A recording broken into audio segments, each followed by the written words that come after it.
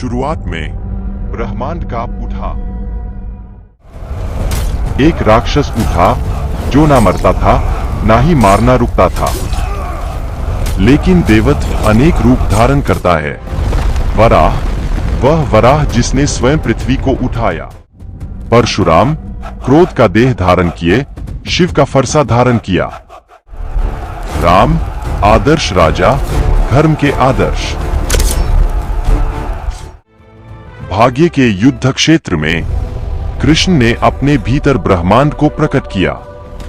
और जब कोई भी शस्त्र अत्याचारी को नहीं मार सका, नरसिंह, आधा मनुष्य आधा सिंह, ने भाग्य को ही चीर डाला। इन अवतारों ने मिलकर संसारों के भाग्य को आकार दिया। दिव्य रूप, तारों के पार पंक्तिबद्ध। लेकिन एक अवतार अभी आना बाकी है, कल्कि, अंतिम युग का योद्धा। जब अंधकार छाएगा तो उसकी तलवार आकाश को जला देगी।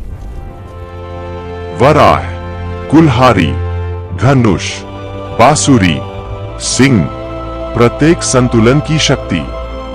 अराजकता के प्रत्येक युग के लिए एक रक्षक का उदय होता है और धर्म एक बार फिर पुनर्स्थापित होता है। लेकिन चक्र कभी समाप्त नहीं होता। तारों की रोशनी से विष्णु देखते हैं। कमल खिलता है शाश्वत। क्योंकि अंधकार कितना भी गहरा क्यों न हो, संतुलन हमेशा लौटता है। और अब आगे देखेंगे कि इन अवतारों की ताकत कितनी थी और इनमें सबसे शक्तिशाली कौन था। तो तैयार रहे अगली आने वाली वीडियो के लिए।